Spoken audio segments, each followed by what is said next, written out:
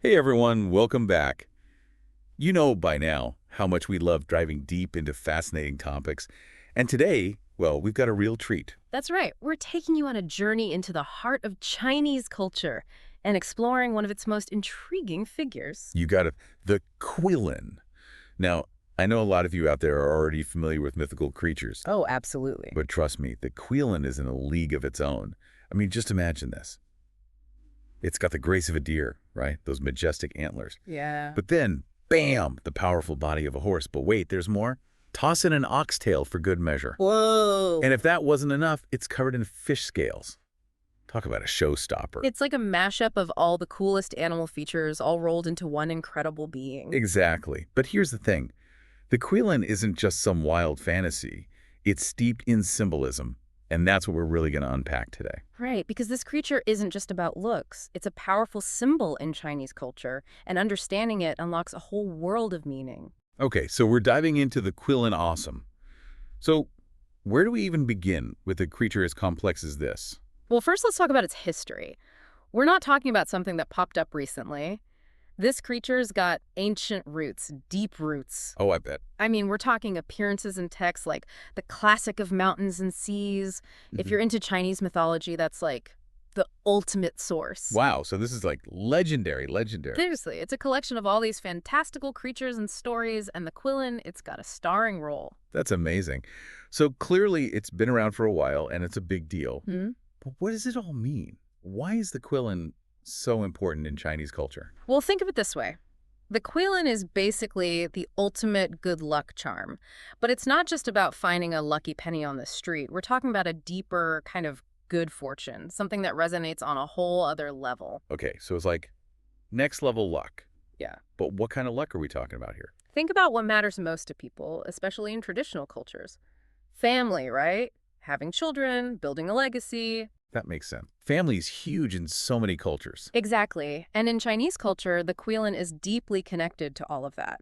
Specifically, it's seen as a symbol of good fortune when it comes to childbirth. So like if you see a Qilin, you might be expecting a little bundle of joy soon. You got it. Yeah. There's even this amazing legend called Qilin delivering children. Basically, the Qilin appears and bam, it signals the coming birth of a special child, someone destined for greatness. Wow, that's a powerful image. A mystical creature delivering a child who's going to change the world. Right. It's not just about having kids, it's about the hope and promise that comes with a new generation.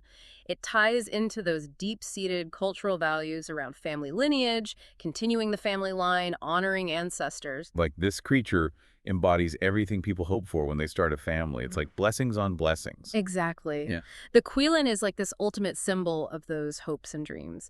And it makes sense because in traditional Chinese culture, family and carrying on that heritage is everything. I can see why it's such a beloved creature. It represents something so fundamental, so important. It's a symbol of hope, not just for individuals, but for families and for the future.